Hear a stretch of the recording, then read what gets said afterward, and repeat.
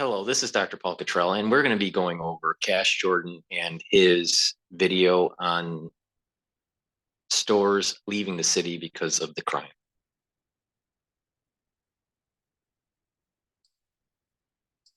Before we start, please go to my store, the-studio-reykjavik.com, and get all the great products I have. I have ebooks, I have health supplements, follow my health protocol.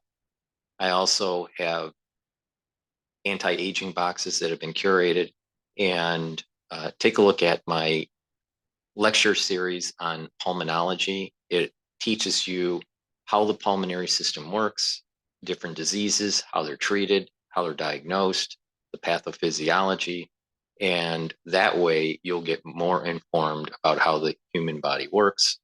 It's only for $50. You get 22 lectures, you get 22 PDF files of the lecture slides, and you can download those PDF files.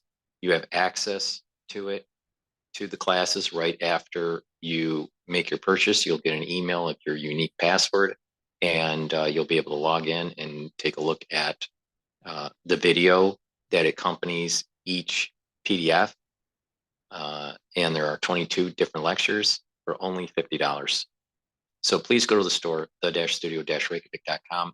And for the ones that are watching, make sure that you subscribe, please, to all 3 channels on YouTube and the Brighteon, Bitchute, and Rumble channels that I have. All the links are in the description of this video and all my videos. And for the larger channels that do watch my work and find it to be informative, please ask your followers to subscribe to my channels. I am heavily censored on YouTube, as probably you are too. So you understand the censorship and that we are going to be going through tumultuous times. If we do not band together, we will all fall together. So it is important for the independent news at all different levels, at the scientific level, at the geopolitical level, at the domestic level, the international affairs level. So please, we need to all band together and make sure that we cross-pollinate our subscribers to become more anti-fragile. So please ask your subscribers to follow me, and I will do the same. So thank you for your help, and I appreciate it. Let's begin. The fight to try to stop shoplifting and help prevent stores from shutting down. New York Governor Hochul proposing a $45 million effort to stop retail theft and property crime. $45 million. That's a lot of money, but shoplifting here is also up 60% for some reason. After entering the store, police say customers were ordered to get to the ground. The suspects then went to town, stealing about $51,000 worth of high-end merchandise. We had a shoplifter in the store, and we had escorted him out of the store 4 times. The 5th time, he got upset, and he threatened us. In each case, the thieves are in and out quickly, taking off with tens of thousands of dollars in merchandise.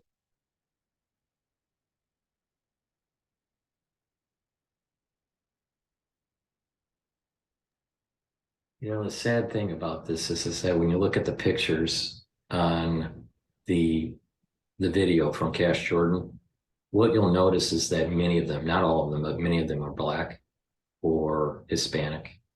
And this is not theft because of hunger.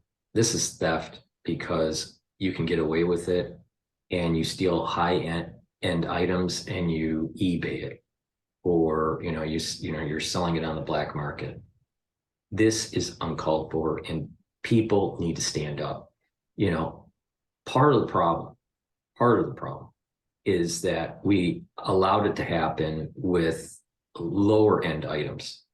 Then they became emboldened, and now they're stealing tens of thousands of dollars worth of items.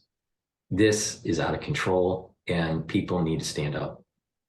If you're a store owner, I have said this in a different video, maybe about 3 weeks ago. I was explaining how my uncle owned a hardware store in Detroit back in the 70s and early 80s before he passed away. And my younger uncle used to work for my older uncle. And my younger uncle was used to be a football player, so he was a pretty big guy. And if the store was robbed, basically my uncle would chase the person down the street with a baseball bat. That's how you handle this. You know, obviously you get law enforcement involved, but you have to push back while you're waiting for them. And when you push back and you don't take a knee, you don't capitulate, you don't become passive, they will stop. But you got to be engaged. This is part of being an engaged citizen. So, you know, take that to heart.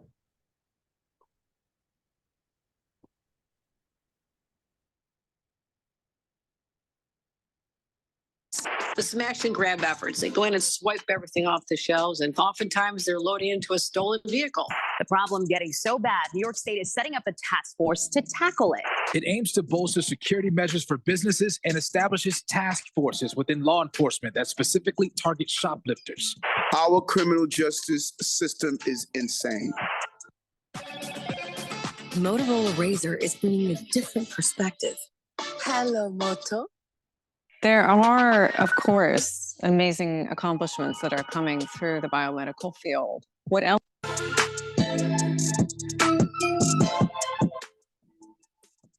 So shoplifting is up 64% in New York, which means that if a store was getting robbed 5 times a day, it's now getting robbed 8 or 9 times a day. And this trend shows no signs of slowing down. And according to a recent survey, 93% of New York City grocers were shoplifted last year. We're talking soap, candles, even the ice cream is getting stolen. And not only is it locked up, they unscrewed the handles, there's a lock on the top, and there's locks on the bottom of every refrigerator.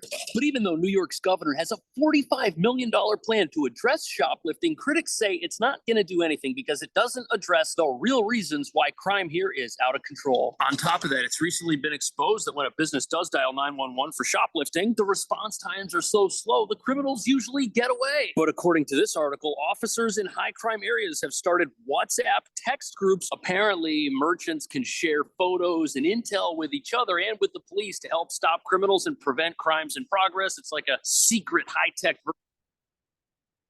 This is the reason why I was saying that you have to sometimes take the law in your own hands while you're waiting for law enforcement, because by the time they get to you, it may be too late. And if you get engaged, you're going to slow down the hubris that these criminals have in repeat robbery of your store. On top of it, you may actually save a life, because these robberies can involve weapons like knives and guns. 911, the rest of us can't text. But before we look at why shoplifting in New York City is likely only going to get worse, it's important to understand that the types of shoplifting the city is now experiencing are unlike anything that's ever happened here before.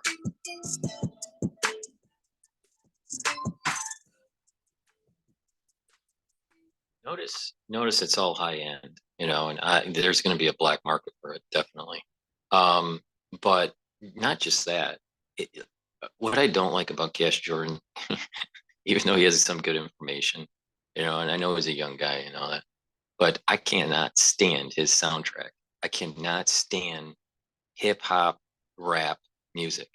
Now, maybe it's because, you know, I'm Gen X and I'm, you know, it was really before my time when rap really became super popular. That was more, you can delineate that some of the rap was coming out in the 80s, but you know, I would say it really took off in the 90s. But I just cannot stand hip hop and rap. I just find that it's so ghetto, so urban decay. And I think that the music represents really why a lot of these people are acting like hoodlums. It's like a hoodlum kind of music. Now, that sounds maybe a bit harsh, but I just cannot stand hip hop.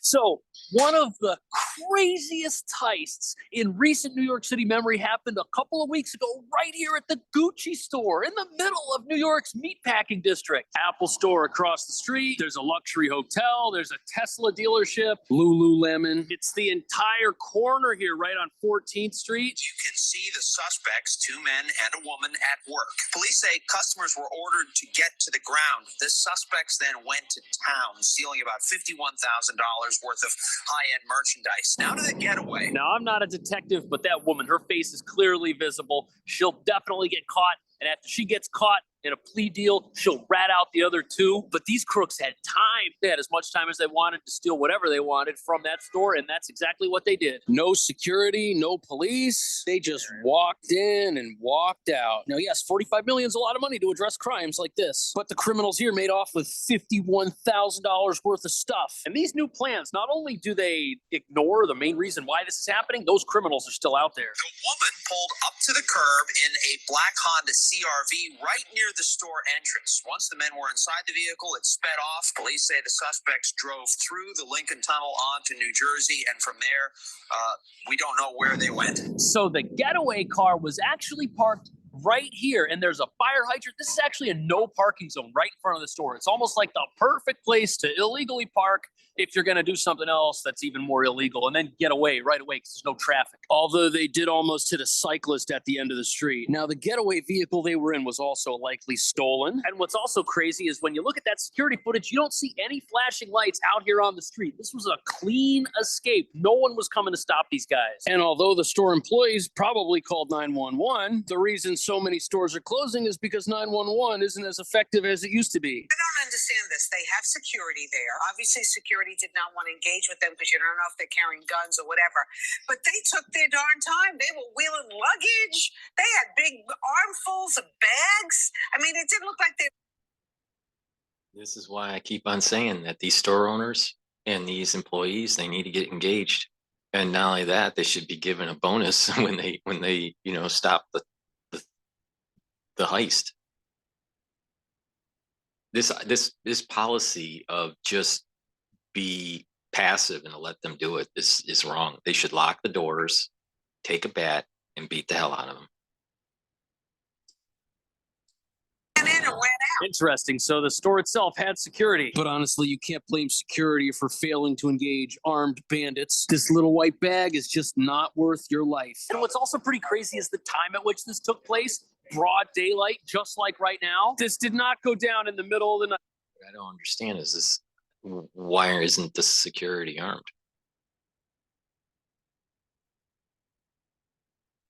Happened during the middle of the day. They're not worried about police. They're not worried about consequences. They're not even worried about getting caught. And you'd assume that most $50,000 heists involve criminals escaping into the night. But that's not what happened. They just drove down 14th Street. But if you think $50,000 is a lot, the next heist we're going to cover, which also took place this past month, the criminals made off with 5 times as much stuff. Now think about this. You know, I mentioned this on a previous video. Maybe it was the last video, 2 videos ago. But Miss Austin, that's on the committee for the reparations for the governor, just recently joined the commission. You know, she's pushing reparations.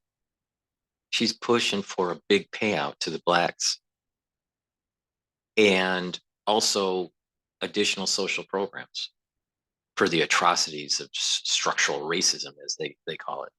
But yet you're seeing that they're stealing tens of thousands of dollars of luxury goods. That's not structural racism. That's hoodlum. That's a hoodlum mentality that you're paying for. You're rewarding bad behavior, which will only beget bad behavior. This is exactly what I was saying on TCK yesterday. First off, if you haven't made money with AI yet, Don't worry. AI is the biggest wealth building opportunity. Lock has been replaced on the cellar doors at Rebag, a luxury boutique where thieves broke in through the basement last week and took off with handbags and jewelry worth $225,000. So this next heist has a lot of similarities with the Gucci heist, except the store is smaller and the crooks made off with way more money, which makes me think it's an inside job. Now, when I say money, I mean merchandise. And this place was a luxury consignment cellar, but according to the news, this cheap padlock here with a 4-digit combination, this was supposed to keep everything in the store safe, which it was sadly unable to do. Yes, I know this is a replacement, but believe it or not, this door right here, this is how the crooks got in. Police say they were later seen on MTA video after they took the subway to Queens. Although the burglary happened in the middle of the night, it's yet another high-profile, high-end theft. So these crooks, once again, not the brightest bulbs on the shelf. They were smart enough to get in here and steal everything and get away.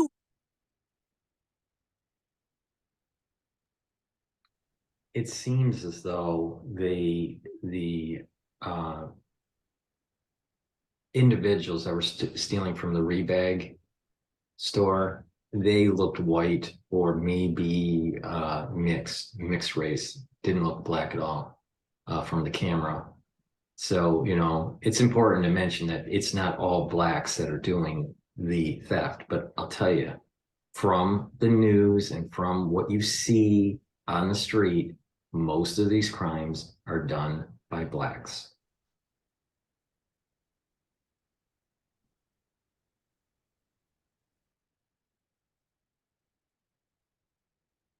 But they weren't smart enough not to take the subway where there's cameras everywhere. But this had to have been an inside job, because how else do you know what's on the other side of a door like this? The basements in these 100-year-old buildings are not exactly straightforward. There's all kinds of twists and turns. It's like a labyrinth down there. Plus, there's probably other security measures, different doors that are locked, cameras, other devices like alarms that could alert the authorities. And now the question becomes, how did they know what was inside here? Were they employees? Were they vendors who delivered items to the store? And to prove this was premeditated, right next door, you have another luxury store, ditto across the street, and across the street next to that. This neighborhood is basically all stores. And what this basically means is that it was not a random act of theft. No, that's not what happened. They knew that that hatch led inside the store. They knew what was inside the store. They knew what time to go, and they got $250,000 worth of stuff. That's insane. And police say in this area, there have been 30 burglaries so far this year. These stores are all going to close because of theft. First protocol is just to make sure your staff is safe, which is the most scary part about it all.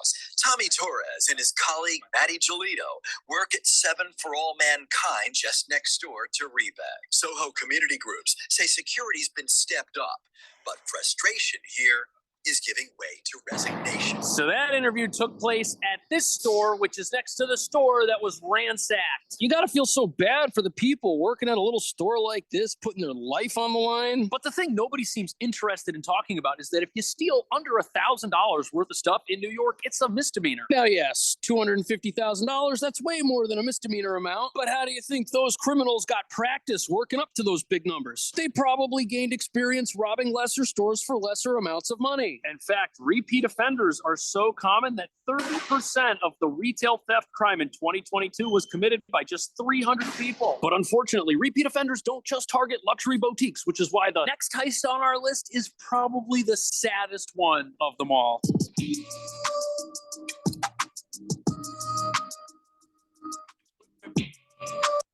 Every dish should be executed the right way. If not, why are we doing this? I came up and was trained under many Michelin-star chefs.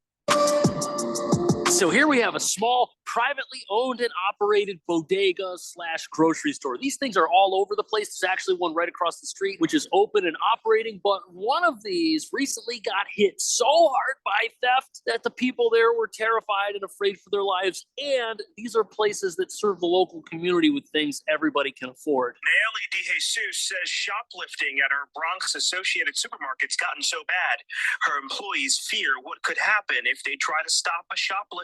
Take the shoplifter who who came to her store 5 times trying to steal. The 5th time we asked him to leave the store, he threatened to come back with a gun. Now, it's one thing for crooks to rob a consignment store and shut it down, but a place that sells food, this is the type of place a neighborhood relies on. And it's not like the owners of this place are getting filthy rich. The grocery business is a low margin business. It's not exactly charity, it's still a business, but it's not a get rich quick, that's for sure. And the idea that little places like this are targets for armed robbers, that is incredibly frightening, and something has to be done. But the problem is New York City's laws are so lax, there's not a whole lot that can be done to stop criminals from getting emboldened to the levels we've seen. Thankfully, my brother was able to escape towards the end of the store with about 15 to 20 customers, and they locked themselves in a room. This time, we just got lucky. Retail theft is... See, here's the problem. I think that that majority, not all, the majority of these people that are doing the stealing probably would not be able to use a weapon correctly, and that with quick action against the thief, that you would be able to subdue them.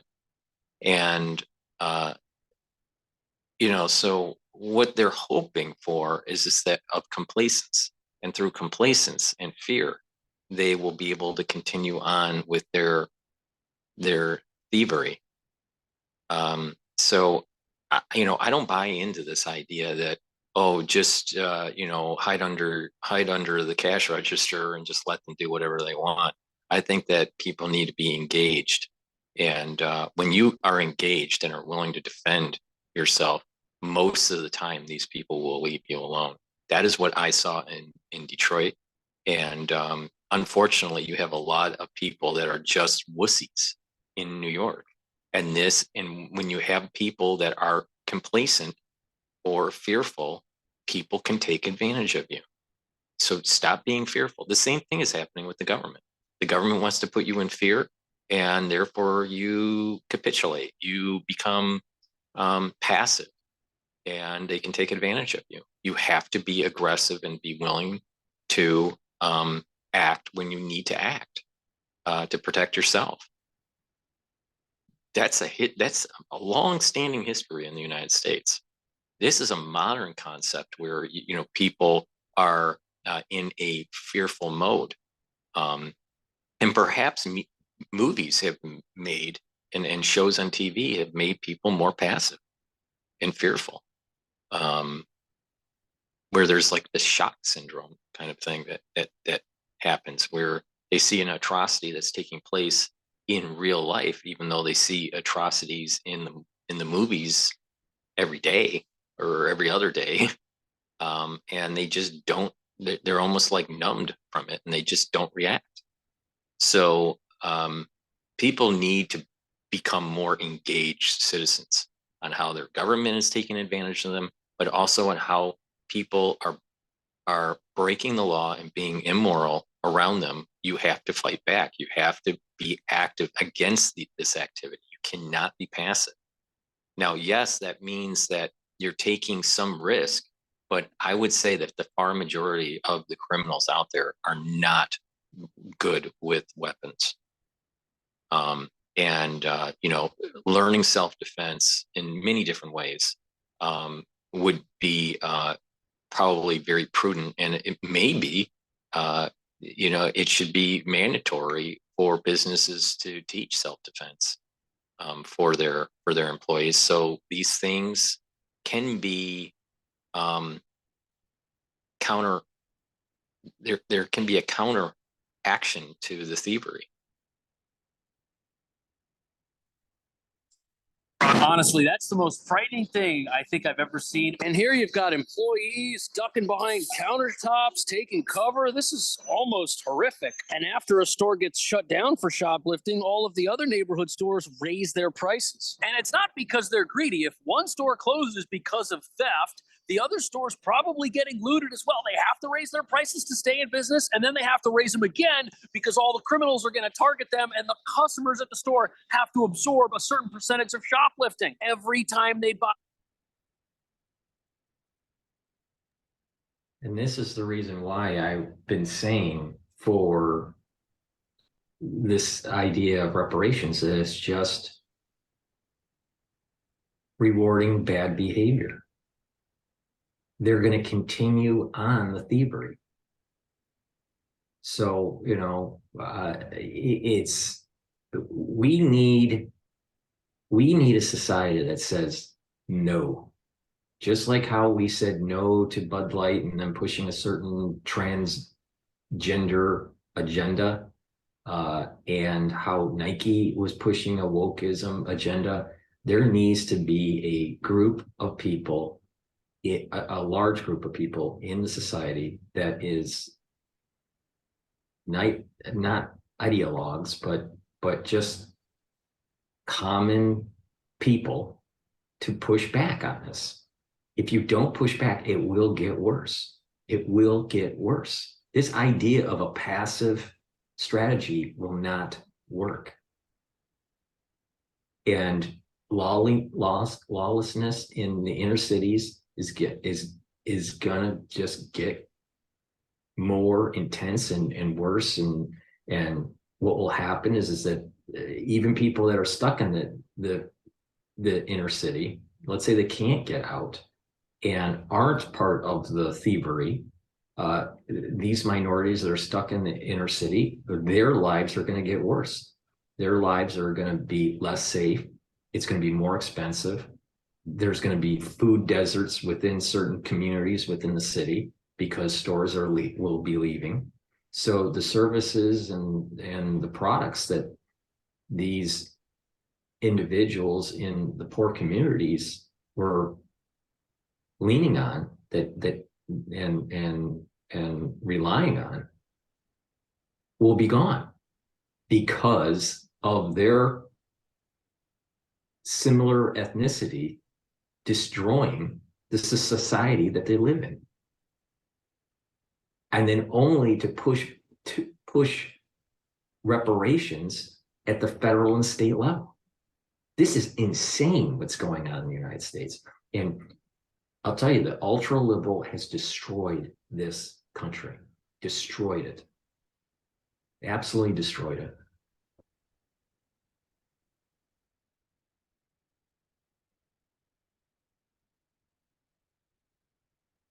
Anything. We're the ones paying for it. It definitely contributes to inflation. People in this city are struggling enough trying to afford basic stuff, but because of theft, every single thing in the store now costs more than it used to. And even though locking up expensive items like they do at CVS might stop them from getting stolen from a store like this, it still means the store has to raise prices because to open those boxes, you need an employee with a key. That means you need more staff. Everything contributes to higher prices. And the real scary thing is that this contributes to food deserts. This place is closed. That place is the only one left. Don't expect to buy convenience items across the street. That whole corner is already shut down. So you have a Black community that is engaging in thievery, destroying the local businesses that are supporting and providing products to that community, only for those thieves to be hurting other minorities within their community and raising prices. Think about that for a second. They scream structural racism and how people are stuck in poverty, yet these people are stealing products only to make that community less vibrant, less safe, and more expensive.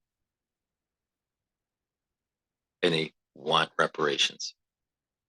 People in the United States need to wake up. And I'm pretty sure that something similar is happening in Europe and in the UK.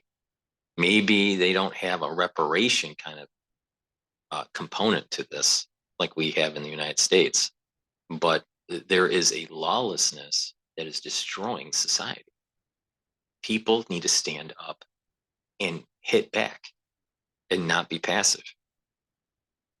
And then at the federal and state level, people need to start talking to their representatives and say, at least in the United States, this crime needs to be controlled. There can't be this catch and release. You need to have a strong criminal justice system against this kind of activity. And reparations, hell no. Although that's not what the governor says. Shoplifters, which Governor Kathy Hochul is going after, introducing a $45 million initiative to drive down retail theft. It aims to bolster security measures for businesses and establishes task forces within law enforcement that specifically target shoplifters. The legislation also increases penalties for those. So higher penalties for those selling stolen goods. How about higher penalties for stealing the goods in the first place? Exactly. Cash Jordan is 100% right on this. We already have laws in place to stop this horse shit. But we don't have a willingness at the DEA, the DA, the district attorney level, to actually prosecute these crimes. Right? So it's the same thing with the border. We have a problem and the government thinks that they have to create more laws. No, just follow the fucking laws that we have already. Illegal immigration is illegal. You don't reward bad behavior. Stealing from stores is illegal. You don't reward bad behavior. It's that simple. Our governor in New York is an absolute imbecile. But it doesn't do that. Luckily, it apportions money for police to dedicate to full-time theft prevention, which is definitely something retailers in harder hit neighborhoods need for sure. But although 25 million sounds like a lot, New York City has a shortage of police. And one wonders what the police will not be able to do if they get pulled off one thing and put on another. You've now got moped gangs roaming the streets, snatching purses, snatching cell phones. Assaults are also rising along with theft. And there's also a $10 million amount that's going to go towards district attorneys so that they can more aggressively prosecute retail theft. But the district attorneys we have aren't prosecuting the crimes that we already have. In this town, even criminal. Exactly. And I actually saw one of the district attorneys, one of the famous ones that are coming out of New York, at a Harvard Club event. He was being interviewed. And the crowd in general was unhappy with him. And it was basically about crime.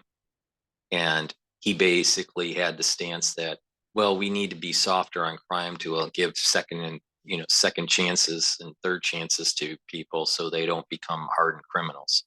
Well, there is, I can see some benefit of that policy if you are trying to rehabilitate the problem. And part of it is being able for these kids, at this moment in the questioning, they were talking about kids, and so you're talking about under 18 and maybe 18, 19, 20. So somewhere from like age 12 to 20 years old, and to give them these opportunities to try to rehabilitate. But you have to rehabilitate in discipline and in morality, and these are things that are missing. Stealing habitually like this, I mean, must be a serious moral fiber missing in these people. And this is why I keep on saying it's about God, country, and family. If you don't have a good family life that's teaching morality, you're not going to be a productive citizen. You're going to do things that are just antithetical to a productive and a safe society. If you don't have a good family, you're probably not going to have an exposure to religion, and religion teaches morality. Now, if you have a bad home life, you're probably also going to be very anti-government. You're going to probably have this idea of this the Black anthem, that they're not part of American society, that they're different, and that they need, some sort of separation. Not only are they asking for reparations, but within the Black community that's looking into this issue of reparations and how much to pay, they're pushing also segregation. They want their stance. What I actually heard from Miss Austin was that they feel as though the Black community gets diluted when they integrate into society, and that dilution is weakening the Black community, and therefore that's bad, and there needs to be segregation. Now, it's not forceful segregation like what was happening in the South, before the civil rights movement. But what what they're thinking is that they want segregation to create these Black communities, and so it's ushering in ghettos. It's putting in it's you can control people more if they are homogeneous. If they're heterogeneous, it's much harder to control. And the whole concept of the United States is amalgamation and mixing into the society and being, quote, American, whatever that means, right? And there's this the right for the pursuit of happiness. It's hard to control people when they're heterogeneous. It's very easy to control when they're homogeneous. So Miss Austin was pushing not only reparations and social benefits for structural slavery, as she phrased it, but she's also recommending the Black people to segregate. That means that they don't become part of the society. When you don't segregate, if you segregate, how do you become part of the society? If you don't segregate, then what will happen is you become a mix of that whole American experience, which is what we are. We are one nation under God of many people, so they don't want to do that. They're actually pushing segregation and reparations, which is almost paradoxical when you're looking at what was going on during MLK and the civil rights movement. They were trying to stop segregation, but their standpoint is that if you have them segregate, then you're not diluting the Black culture, and therefore you're going to be able to maintain, quote, the Black culture. So they have no intentions of really being, quote American if you have this mentality. And then I am not that far off base on what I'm saying. I know some people will have this impression that it's sort of racist, but the reality is that society is rewarding bad behavior. We have DAs that are not prosecuting these crimes in New York and in other cities like Chicago. And this is only getting worse. And so something has to change to stop it from getting worse.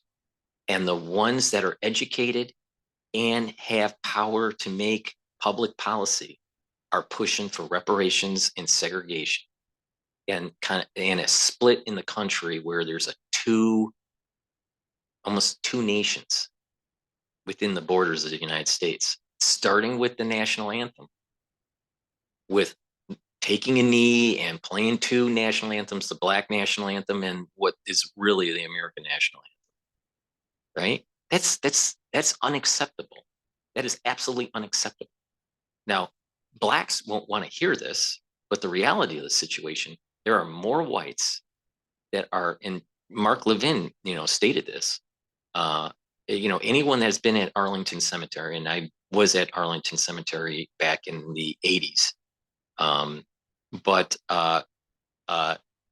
anyone that has been at Arlington Cemetery will recognize that the far majority of the people that have died in the wars in the United States are white male Christian, period, full stop. Now, the Black community is trying to demonize whites and demonize their fellow Americans, painting a broad brush, saying that everyone is involved in structural racism and therefore they should be getting reparations and social benefits, and that they are talking to their own community and trying to promote segregation to create a stronger voting bloc. This is a takeover by the Democratic Party. People need to recognize this. I saw it in Detroit, where they just wanted to keep these people down and just keep on voting Democrat in the city, and the city just kept on spiraling worse and worse and worse. Because if you have a society that's productive, if you have a society that you're raising people out of poverty, you don't need the Democratic Party, because you're going to want less taxation, more opportunities, less government intrusion. When you are not productive, and there's a lot of social problems that are happening in your community, you need, what happens is that the individuals that are living in that society are demanding for social programs, and most of those social programs are coming from the Democratic Party, not the Republican Party.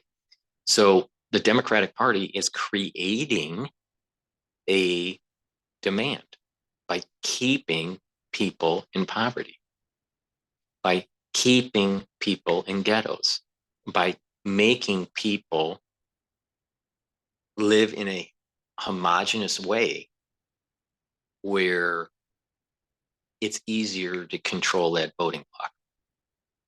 This is a Democratic takeover. The Democratic Party, at least in the United States, is trying to take over the government and turn it into a one-party system. This is very similar to, a communistic mentality. We have to wake up. If we don't fight back, we're going to lose our country. It's very simple. Very, very simple. To attack the police or let go without bail, which makes you wonder, what is a DA who doesn't prosecute crime going to do with an extra $10 million? It's gotta stop.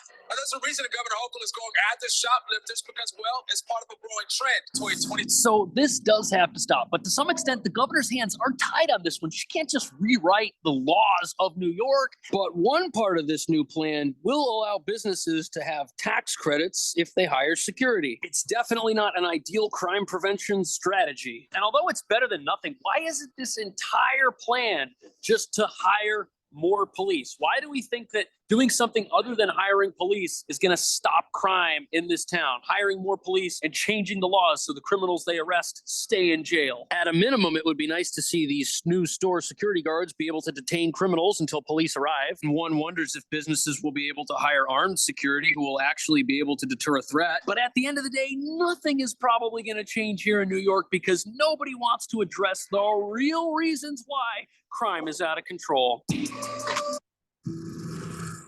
Jim was something that I've never encountered before. He seemed like a really nice teacher. I'm just trying to figure out when I started thinking he killed people.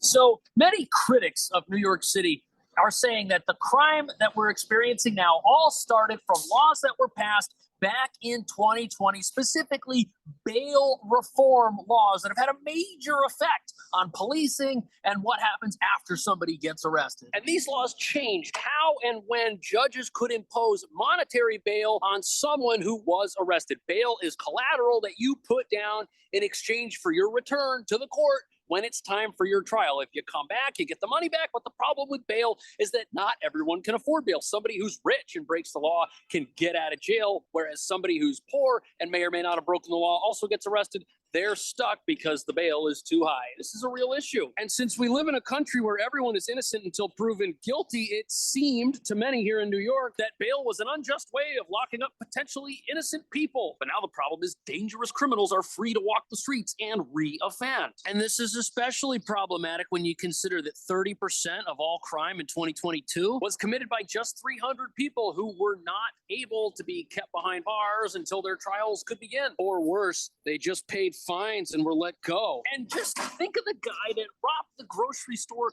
5 times and got away with it. That's just incredibly frightening. People like that shouldn't be.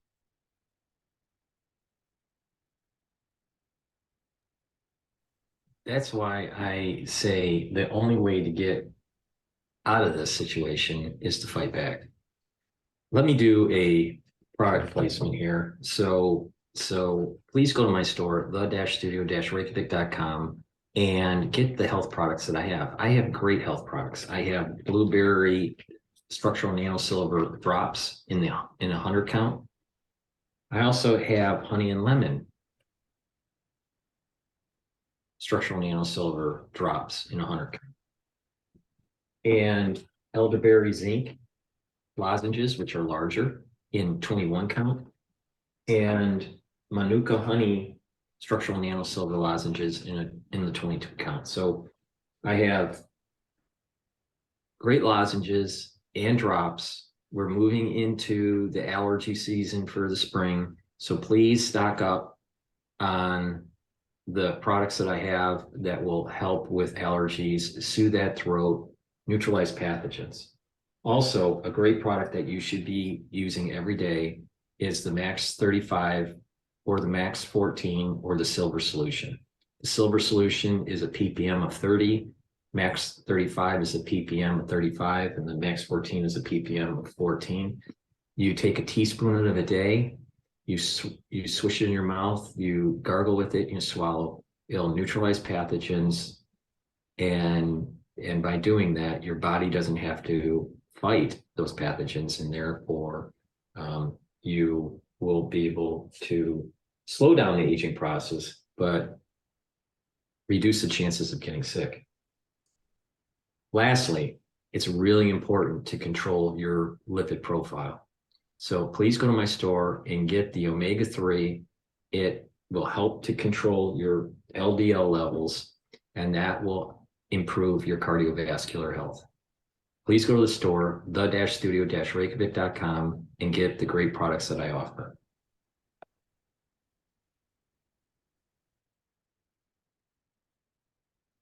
Out there. And this is happening all over the city, even if it doesn't make the news. The other problem is that New York's bail reform laws no longer allow judges to consider how dangerous a person may or may not be, because a dangerous person should probably be kept off the streets. But this state does not allow that. And in a recent travesty of justice, gang members who attacked police were released without bail, and then they fled the state to try and escape justice. And what's crazy about that is the district attorney did not ask the judge for bail, even though attacking police is a bail eligible offense. So even if we change the bail laws, if we've got the same DAs and the same judges. Our criminal justice system is insane. Mayor Eric Adams once again attacking New York's bail laws, placing the blame for the rise in crime entirely on the back of these reforms that were first passed in 2019. So that video's from a year ago. The mayor, a former police officer, he knows that things here are a mess. And he's aware that the justice system in New York, which does protect the innocent, is completely being taken advantage of by criminals who are using it as a...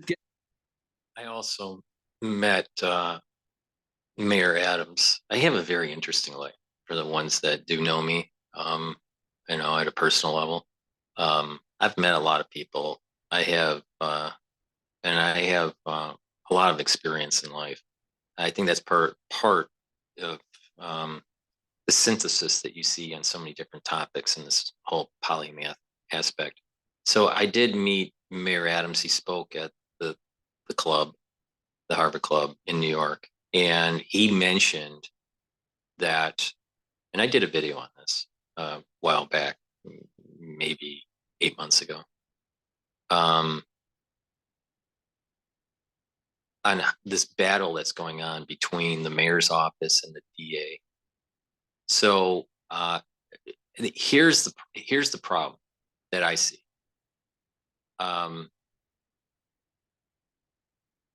You have offices that are now promoting and elevating lawyers that are Black, male and female, that are having an agenda on how they want to exercise their power in the criminal justice system. And they have a bias towards less incarceration of Blacks and to be more lenient. Now, I can understand with petty and petty crime and really young, to try to get them to be rehabilitated into productive citizens, to give them a second chance. I get that part, and I would agree with it, assuming that it's not super violent criminal activity or really egregious activity. So give them chances if it's minor. That I would agree with, but this is elevating to a point where it's more egregious, and because of that, with these Black attorneys and Black judges and Black policymakers at the state and local and federal level, there is a softness on crime, which is making the society worse. And they're not willing to actually follow the law. We're seeing this at the border, where you actually have the government not following the law. Homeland Security is not following the law. When an illegal immigrant crosses the border, it's illegal, period. And we already have policies in place where they should be deported. But the Democratic Party doesn't want that. I have explained why. They want to turn red states into blue states. Well, something very similar is happening with the Black constituency that is educated, that has law degrees, and has been elevated into government and making government policy at the local, state, federal level. They're being soft on crime. And this is causing problems in cities like New York and Chicago. Now, when you have a mayor that has an extensive experience in law enforcement saying that the DA is not doing their job, I think someone really needs to pay attention to what he has to say, because he has the experience on what should be done. The problem is that you have this DA office that's fighting the mayor. Now, I find that the mayor seems stupid when he's actually on TV. What was interesting, and I mentioned this when I did my video seeing him speak at the Harvard Club,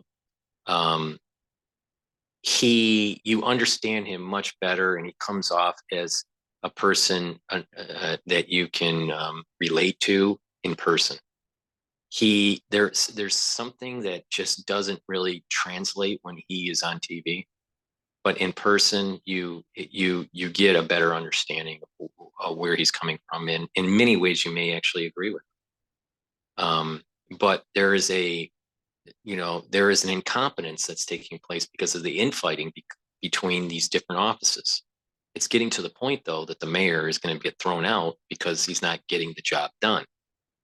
And unfortunately, what's happening is that these Black lawyers and judges and policymakers are capturing and preventing individuals from doing the right thing and making their society more productive, more heterogeneous, and safer.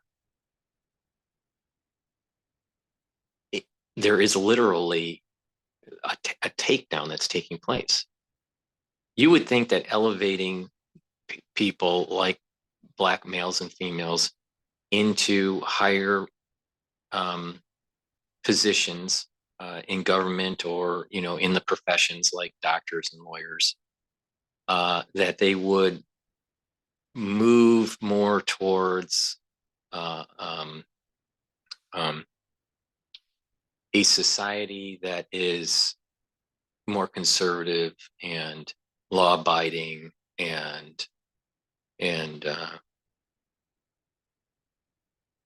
you know, have this moral fiber that I'm talking about with God, country, and family. But what's happening is that these people are elevated and they're hell-bent on social justice. And these social justice programs are actually making the society worse. There is nothing wrong with positive social change, but the word positive is really important.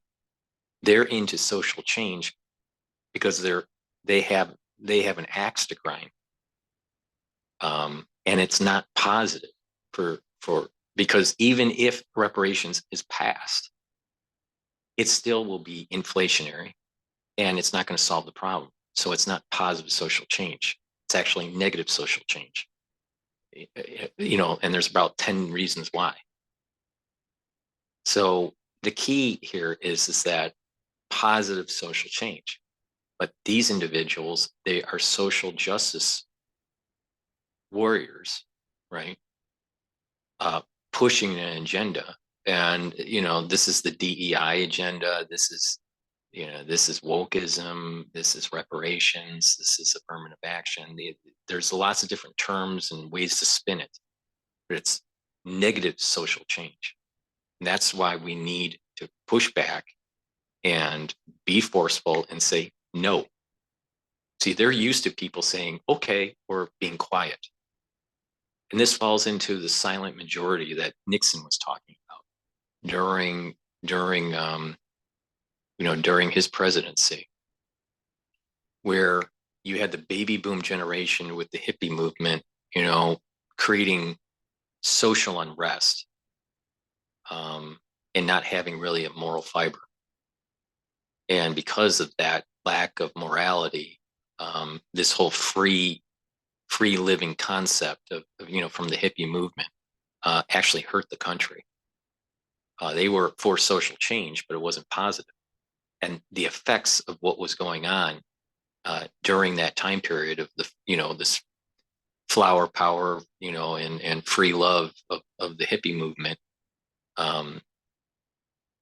extrapolated right into a society where we're having a lot of debt that the Gen Xers and Gen Y and the millennials all are grappling with. And so having a moral fiber is really important. God, country, and family. If you lose that, you are losing the fabric of society, and there's decay. So maybe Charles Murray's right, which I did a video a couple nights ago on this. Maybe America can't come back to its, you know, original prowess, and we're seeing the decline of our empire. A jail-free card. Recidivists are driving crime in New York City, according to the mayor and NYPD officials. 716 individuals, the NYPD says, are responsible for 30% of. So there you go. 700 people responsible for some of the most violent crimes, just like the 300 people responsible for most of the shoplifting. This is called recidivism. Recidivism means that a person does something bad, experiences a negative consequence, and then keeps doing it. Although if they get released without bail, I'm not so sure what the negative consequence is, or if there even was one. And what that could mean is that laws like New York City's bail reform initiatives, they might be great for keeping the innocent out of jail, but they keep the guilty out of jail as well. And at the exact same time, the streets remain dangerous. And the big question is, how do we protect people who haven't done anything wrong while protecting the rest of us from becoming victims and from having our supermarkets shut down, from having luxury items ripped off the shelves in stores that tourists will come to visit? Let me know. I'll see you in the next video. Thanks for. I think Cash Jordan does an excellent job in terms of really shining a light on what's going on in New York. I think he does an absolute excellent job. So please subscribe to his channel, and hopefully he'll see my shows and ask for people to subscribe to mine. If he likes my work, maybe he doesn't, but I think he does a good job. He's younger, you know, so he has a younger perspective, but I think he has an accurate perspective. I just wish he'd stop the fucking hip hop. So please go to my store, the-studio-reykjavik.com, and get the magnesium and zinc. This helps to boost your immune system. You take it every day. If you're not feeling well, make sure you take a double dose.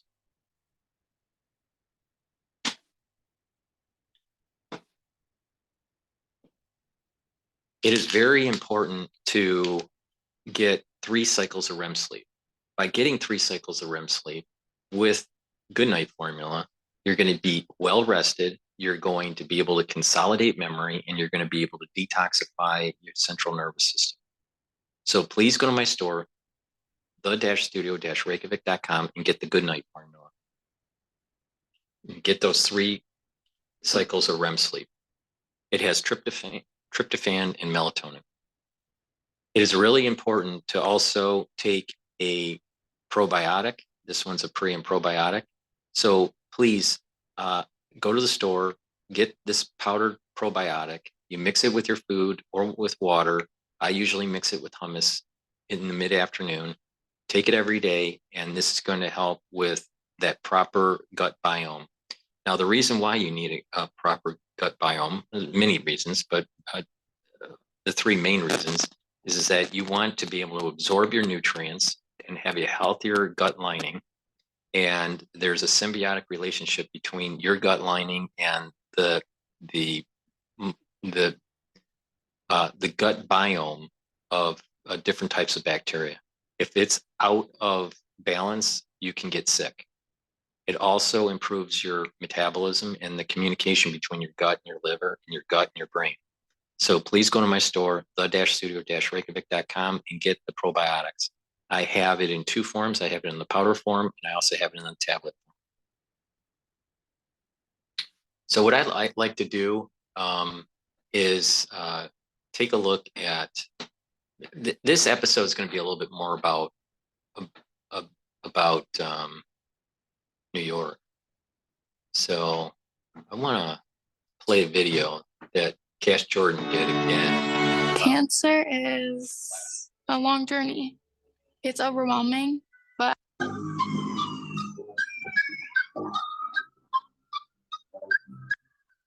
Two things are destroying America: record homelessness and record rents, but nobody in charge seems to be doing anything about it. Why is that? According to new federal data, a record number of people are now unhoused, more than 653,000, a 12% population increase. Over 8 million Americans are behind on rent. And I think it's multiple reasons, but I think a big part of it is that, and I saw it in Detroit, the Democratic Party does not want a vibrant society that's productive, because then you would not need social programs. You wouldn't need the Democratic Party. You would be voting Republican.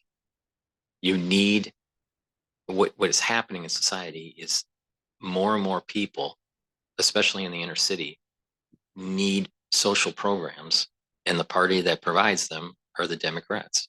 So they're trying to create demand. They're creating a demand curve for voters to vote Democrat. 3 million experienced a rent increase of more than $500. And so when you talk to actual people and you ask them why they're so angry about the economy, they're angry because prices are so much higher than they used to be. This job market is like the craziest that I have ever seen. 55% of unemployed adults said they were burnt out from searching for a new job. If I did not sign a lease, then it would be a $600 increase. How did that feel? I panicked. I absolutely panicked, thinking I'm going to have to move now. A growing national problem that could take decades to fix. So a record number of Americans are homeless while rents are surging. And in New York City this past year, rents hit $5,600 a month. And even in formerly affordable parts of the country, Arizona, Ohio, Texas, Tennessee, rents are skyrocketing in these places as well, which is terrible news for the middle class. But this has been a trend since 2020 in America, and nobody in the country seems to be taking serious action about it, which almost makes it seem like it's happening on purpose. Right now, half of Americans spend between 30 and 50% of their income on rent. And right now, it's harder than ever for people to afford things like gas, groceries, repairs, insurance, and a sudden medical expense could spell disaster for someone's finances. But in order to uncover why it seems like America's allowing its middle class to be destroyed, you've got to understand that nobody's talking about the real reasons why this is actually happening. And once you know what those are, this will all make sense, even if it's a bit alarming.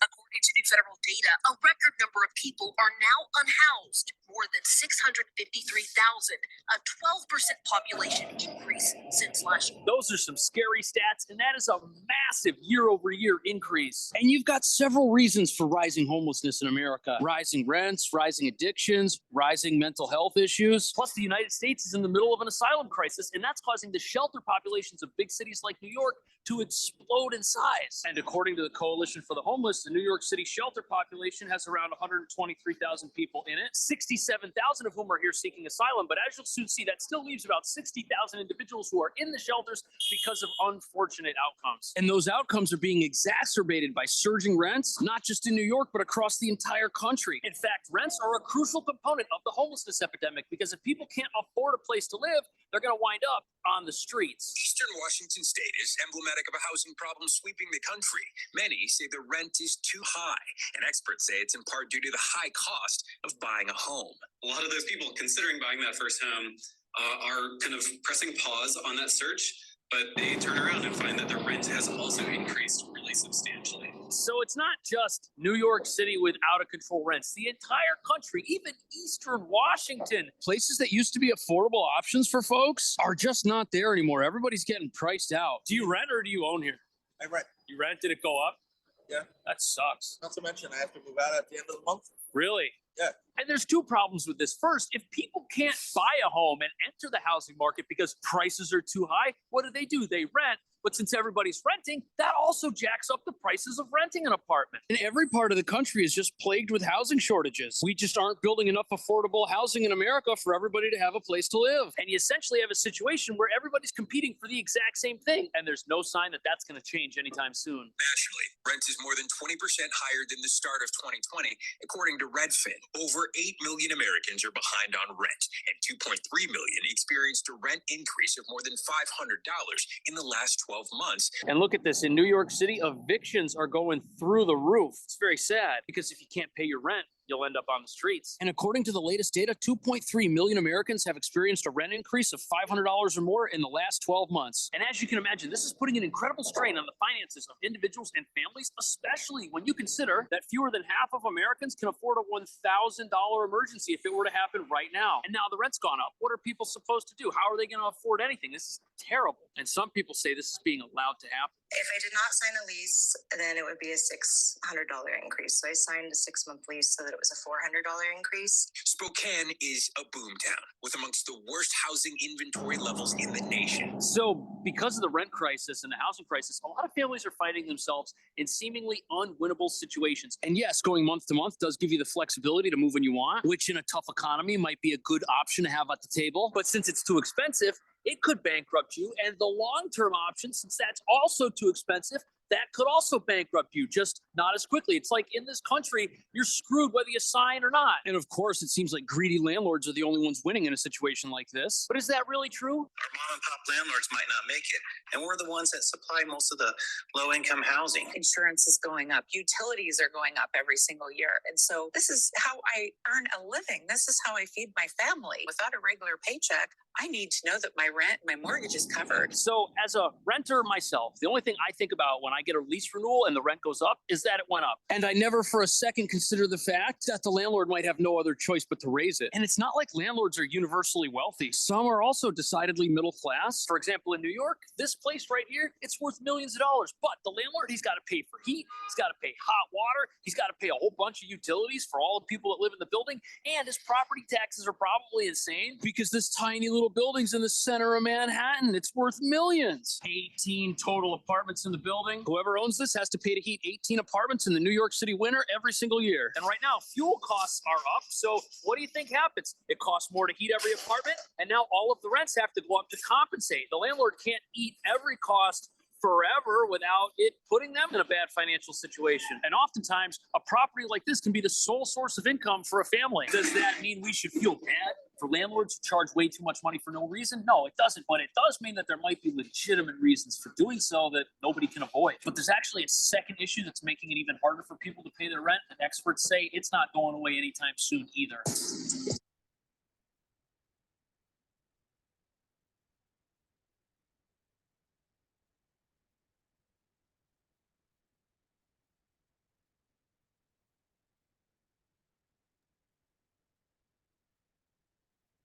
Well, I think that at least in New York, this has become the cost of housing is out of control.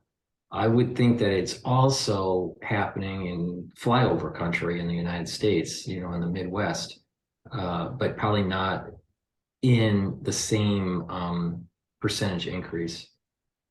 But when you start thinking about how AI is going to be truncating jobs and changing the demand for labor, this is going to cause problems, because you'll have people that have mortgages that won't be able to pay the mortgages, or you'll have, at the residential level, the individual having the mortgage, or a landlord in a multi-unit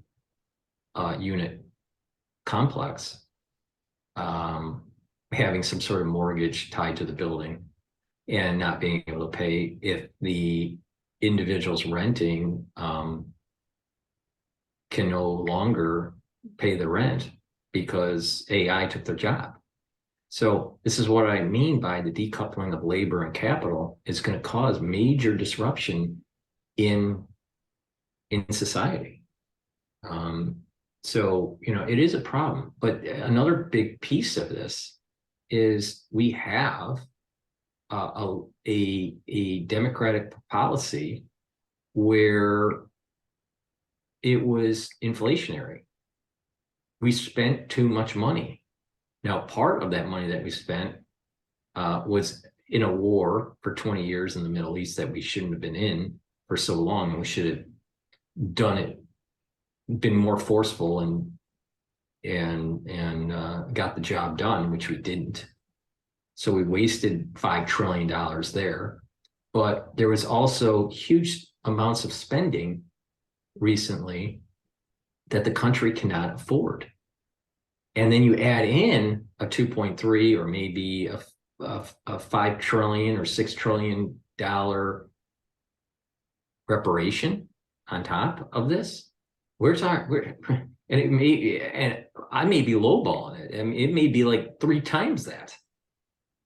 We're going to get to the point where the society cannot afford this anymore. The Democratic Party is destroying America. So, as we go through these stresses in life, please follow my health protocol because if you have some sort of issue with health, you may not be able to afford it going forward. So the best thing you can do is to take charge of your own health and try to boost up your immune system and neutralize pathogens and reduce reactive oxygen species, bring down the inflammation. You have to take charge of your own health because the standard healthcare is going to be too expensive for people. So please go to my store, the-studio-reykjavik.com, and get the silver gel that I have. This silver gel is a structural nano silver gel. It's a dual purpose. I believe in providing products that have dual purpose. but you put it on your hands, you put it around your mouth, your eyes, your nose, lightly coat your nostrils, around your ears, and it will stay active for 5 hours and it'll neutralize pathogens. Not only that, you can use it as a skincare product. So it'll help heal cuts, abrasions, minor burns, but you can also apply it on your skin before you go to bed and then exfoliate when you wake up in the morning. You do that on a regular basis and your skin will improve. So please go to my store, the-studio-reykjavik.com, and get the product, the structural nano silver gel. So I also have a great product. It's called C60. It's part of the anti-aging protocol, and it is a product that will neutralize free radicals. All right, it'll soak up the free radicals. Why is this important to take every day? It's free radicals will cause cellular damage and prevent your mitochondria from performing as well. So I have it in avocado and in coconut. This one's coconut. I have it in a 2 ounce, a 4 ounce, and an 8 ounce configuration. And by taking a teaspoon of this a day or a full dropper, you will be neutralizing the free radicals and slowing down the damage that free radicals do to your cells. You do this on a regular basis, there's going to be a compound effect, and you're going to start noticing that you're slowing down the aging process. Because a big part of the aging process is an accumulation of free radicals. So take C60 to neutralize those free radicals. Please go to my store, the-studio-reykjavik.com, and get the health supplements, follow my protocol to improve your health, to boost up your immune system, so you take charge of your own health, because if you don't, it's going to be more costly down the road.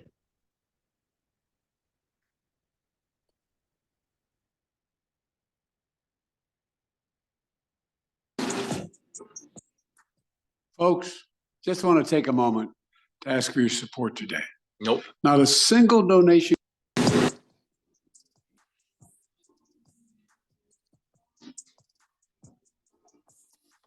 So here we are at a grocery store, and this is where the cost of living squeeze is inescapable, no matter what your living situation is. A cart of groceries today costs way more than it used to, and for America's middle class, that is a big problem. So when you talk to actual people, they're angry because prices are so much higher than they used to be. Grocery prices are up 25%, and there's not really many parts of the household. So not only is the rent up, grocery prices, those are also up. And if your food costs more, guess what? Now you've got less money for rent, which brings us back to the issue of rising homelessness. This contributes to that problem. But the reason rising grocery store prices are such a problem is because most households operate on some sort of budget. And what that means is if the cost of the things that you're buying has gone up, you've got to rearrange the other parts of your life to even out the difference. And you know when you're playing Tetris and you just keep getting the wrong pieces and there's no way to make them all work? That's the predicament that a lot of families are in right now. Everything's going up, and making it all fit together, very difficult. But it's not just outrageous food prices that are hurting the middle class. Pretty much every automobile expense has gone up. Insurance is through the roof. My policy went way up, almost 30%. And that's with no accidents or tickets. And it doesn't help that things like congestion pricing will soon tax every single car on the road in New York. And although New York's the first state to institute congestion pricing, it's definitely not going to be the last, that's for sure. And let's say you want to go out and do something, like maybe you want to go to a restaurant, maybe you want to have a night out on the town. Well, everything that you're doing is now also going to cost more, because the same costs that have gone up for you and me in our personal lives, those are going up for the restaurant owners, for the movie theaters, tennis lessons, everything's more expensive. And there's literally no area of the country, no industry that's getting by without any of this affecting them. And it's just layer and layer and layer of financial pressure on people who are already at their breaking point. I mean, we're talking about 10 years worth of wage growth that we also saw over these last few years. The problem is that, you know, inflation has eroded much of those gains. In fact, since 2020, real gains in America are up less than 1%, which means at best, your job is keeping pace with inflation. Worst case, inflation is outpacing your income. And not only are prices higher when you try to spend your own money, if you need to borrow money for something like mortgage or a loan for your business, the cost to borrow that money, that's also much higher. In fact, right now is actually the worst time to go into credit card debt or to not be making more than your minimum payments, because those rates are just through the roof and people are getting caught caught by surprise. And this is another crisis that's not getting as much attention as it probably needs. But this is America. And what do Americans do when they're down on their luck or when they don't have enough money? They work hard and try to improve their lives. But sadly, now that too is no longer an option for most people. This is the point that I'm making about the decoupling of labor and capital because of AI. Let me do another product placement because this is PNN. Please go to my store, the-studio-reykjavik.com, and get the structural nano silver soaps. These are very high quality soaps. They'll neutralize pathogens. This one is lavender. I have it also in charcoal tea tree and oatmeal spice. And the last one here is peppermint. So please go to my store, the-studio-reykjavik.com, and get the very high quality soaps that I have. It's the idea here is this, it's not just to clean your body, but it's to neutralize pathogens. So there's a dual purpose. It's going to be higher quality than buying Dove. Also, I have partnered up with Rainbow Herbals, and we've created these deodorant bars that are very high quality. They're made from essential oils from the Himalayas, and it is also a dual purpose product. I have it in citrus, and I also have it in peppermint, tea tree, and lavender. These deodorants are for males and females. You use it every day.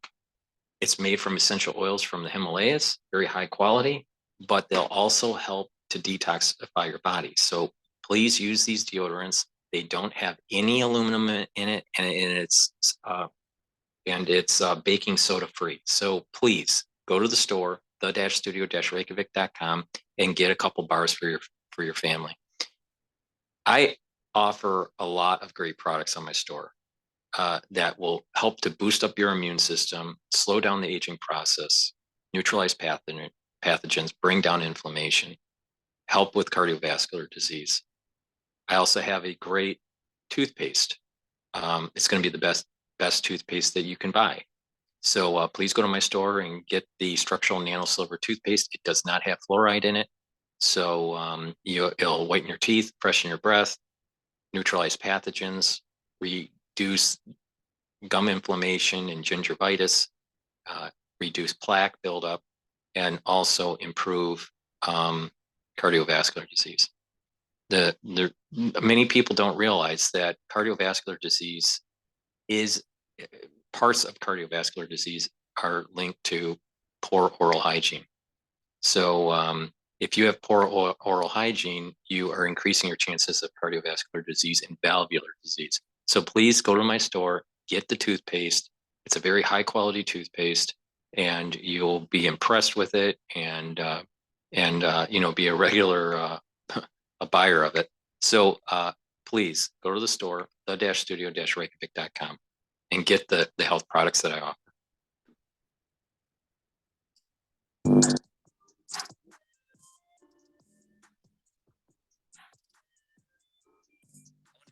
The job market now looks solid, and U.S. employers added 2.7 million people to the payroll in 2023 alone. It seems to suggest that the labor market has been fairly strong and, in fact, surprisingly resilient, especially after 2023, where we had. So on paper, the job market seems solid. We've got record low unemployment, which should be a good thing. It should mean that everybody who wants a job can have one, and it should mean that everybody who's not happy with the job they have can upgrade. But that's not what people are finding. In fact, employment right now, 3.4%. That is a 54-year low. But the numbers, they tell a story that most people don't experience. Recently, unemployed full-time workers applied to an average of 30 jobs, only to receive an average of 4 callbacks or responses. If you look at the job, that's crazy. 30 jobs for 4 callbacks. And those callbacks might not even be for the job the person making the applications even prefers. And look at this, according to the internet, which is never wrong about anything, people are applying for hundreds, maybe even thousands of jobs and getting no response. This person says they have a computer science degree. Now, some people speculate the jobs that are applying for might actually be fake. The listings might be old, or it could be that certain popular positions get all the applicants, while I think that in the job market, there are probably a lot of companies that are putting up job descriptions, or even consultants, consulting companies like headhunters, putting up job descriptions just to survey what potential applicants are out there, but really have no intentions of hiring at the moment. Don't. In New York at the state level, there are 10,000 open positions that the government is unable to fill, but they're all entry-level positions, and I don't think they're getting enough applicants. Also, applicants are reporting the worst luck with positions that are remote only, or they feel that looking for a remote-only position is hurting their chances. It also doesn't help when jobs that are readily available, like being a police officer in New York City, are so dangerous that even though they're lowering their hiring standards and waiving things like the police exam fee, people just aren't interested in signing up. But right now, 55% of adults are experiencing burnout from the job search. And what that leads to is people spending more time in jobs that are not a good fit for them. And that could mean that life stays harder for more people for longer. But the other problem is what many people are referring to as the tedious application process. Look at these headlines. Apparently, employers care about what you think about Taylor Swift. Who's running these companies? But not only is the process for getting a job arduous and time consuming, apparently applying for a job from a job board means you've only got a 3% chance of actually winding up with suitable employment. And that forces applicants to over apply for positions in hopes of getting something. And then when people do get a call back, it might be for something they're no longer interested in, or worse, it could be for something that they applied for out of desperation because there aren't any. This is my advice for people that are younger or even mid-career. Get a skill, and especially a skill that you like doing, and turn it into a business. That way, you're part of the entrepreneurial experience in the United States. That's what made this country great. What made this country great wasn't Google or Apple or anything like that. It's that entrepreneur, right? And building your business, and there's many different things. Some people are boat builders. Some people are tool makers. Some people are, they may design cars and they have their own consulting firm for designing cars, or, but be an entrepreneur. Get out of the rat race of working for someone else. That is the American dream, right? And that's what made America great, right? It's not easy, and there's lots of chance for failure, and you have to work very, very hard, and there's no guarantee of success, and there's many ways to measure success, but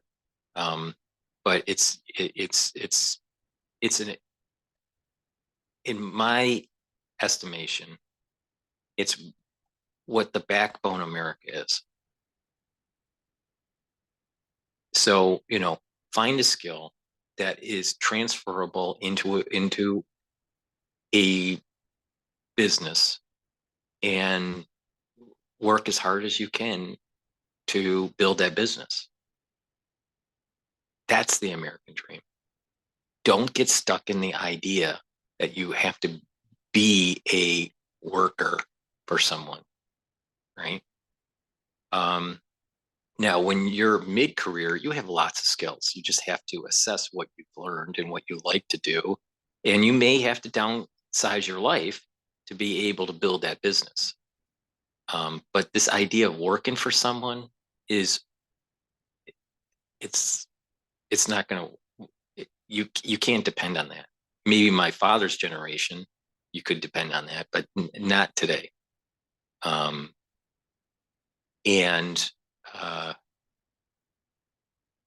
For ones that are young, you may not have built the skill sets yet, but find what you're interested in. And you may actually, you don't have to fall into the trap of getting too much education, right? I'm highly educated, and I'm too educated. But you can learn at the library, or getting books from Amazon, or learning different skills from YouTube. You can build a skill-based life by learning. And you don't have to do it formally. and you build your business and you know, try to grow it and expand it and provide more offerings or whatever. That's the American way of doing things. All right. So I know that people, they sometimes want to live the life of Riley and feel a little bit more secure by working at a place like Google or, you know, some larger company and not have to worry about payroll and not have to worry about inventory and all the problems that a business owner has. But you'll have more satisfaction that you're building something for yourself than working for a company to give you a false hope of security. Good options. A 2023 study from Glassdoor revealed that mentions of applicants being ghosted by their prospective employers grew substantially. Often hear from job I seekers. feel like the most depressing thing about this part of the story is that you're trying to make your life better and it doesn't seem like the people who could help you do it are willing to. But hiring is also incredibly difficult for companies. And because of the internet, one job posting can be seen by thousands of people. And hiring managers everywhere are completely overwhelmed. And if you put up a job, there's just an endless sea of inquiries. And the other problem is that companies, they're not letting people go as often as they used to. So there's very little turnover. They have enough people. Now, some companies will say that they have a worker shortage, but studies show firms are hiring less often and have less turnover amongst their current employees. And that's because a lot of companies are still feeling the pinch from labor shortages of just a couple of years ago. In fact, in the tech world, many companies ended up overhiring. And now they're going through a series of mass layoffs that are affecting the entire country. And as it turns out, more companies than ever are very cautious about hiring somebody to then only have them let go. They'd rather hold on to people for longer, which means less and less job offers are extended to those who apply. But what many people want to know is, why is this happening? Is it intentional? Is it someone's fault? Is America really trying to eliminate its middle class? Is it ever going to help the middle class at some point? Those are big questions.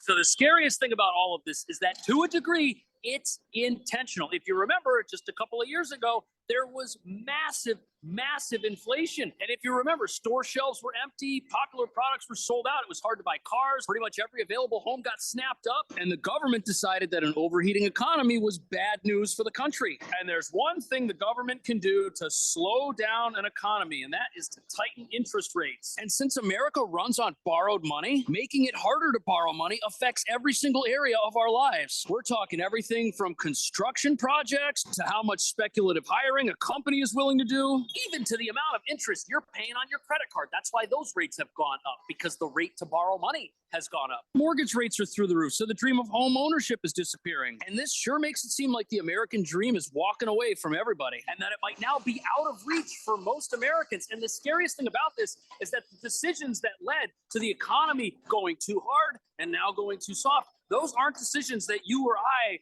can make. We just react to those things and we're trapped in whatever the policy result is. But if the past is any indication of the future, these difficult economic times won't last forever. But how long things stay the way they are, that's really up to the Federal Reserve. When they decide to change rates, things that happen in our day-to-day lives, those are going to change too. And for many Americans, the fact that this is an election year makes what happens next very important. And when I look at the city and consider just how much times have changed over the last year or so, it just makes me think these problems, they're so much deeper than the obvious. So what do you think? What do you think the right thing to do is to fix the country and actually help America's middle class in a meaningful way? Let me know. I really appreciate you watching. I will see you.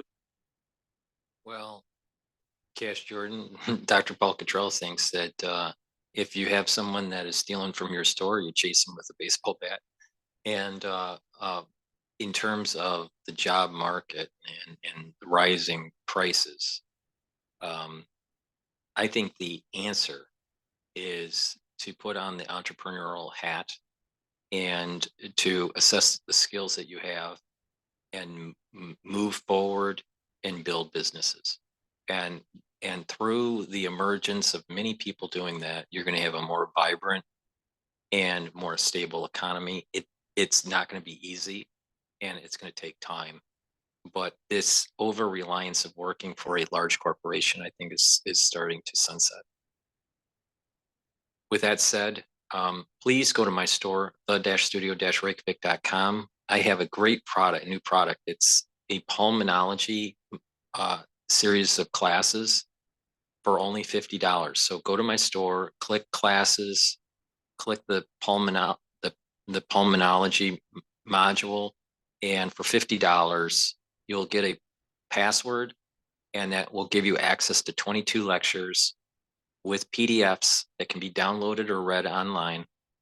And you will see a video that accompanies each of the lecture slides. The topics that I go over in the pulmonology module are pulmonary embryology, pulmonary anatomy, pulmonary physiology, hemoglobin, pulmonary circulation, hypoxia, ventilation and perfusion, carbon dioxide, lung physical exam, pulmonary function tests, obstructive lung disease, restrictive lung disease, treatment for COPD, asthma, pneumonia, pleural disease, lung cancer, sleep apnea, cystic fibrosis, tuberculosis, sarcoidosis, pulmonary embolism, and chest x-rays. So please go to my store and get access to the 22 lectures that I have with downloadable PDFs. You can see the lectures multiple times. You'll get a password, your unique password. You type that in and it'll give you access to the classes. So please help support my work by purchasing the health products I offer, the ebooks that I have available on my store, and the class offerings that I have on pulmonology. If you would like, and you like my content, please help support me by donating on my homepage of my website. The link is in the description. At the very bottom of the homepage, you can donate through Stripe, PayPal, or buy me a coffee. That will help support my news coverage. That help allows for me to have free content for people to watch. So donations are greatly appreciated. And it's a way for individuals that are overseas, international, that can't get my health products. They can help support my work by donating. You can also, the individuals that are overseas could buy my ebooks or buy my pulmonary module and support my work that way. You can also support my work by being a paid subscriber to my Patreon account. Link is in the description of this video. And there are different tier levels. And if you pick one of the higher tier levels, you'll have more access to videos that the lower tiers do not have. You'll be able to get access to the videos for the pulmonary module, but you will not have access to the PDF files. So so that's another way that you can support my work, by being a paid Patreon subscriber. So there are many ways to help support my work. Please share my links. Please share the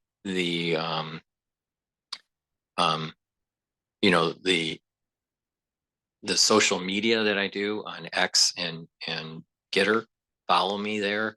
I'm heavily censored, so you following me and subscribing to all my channels will help spread the word and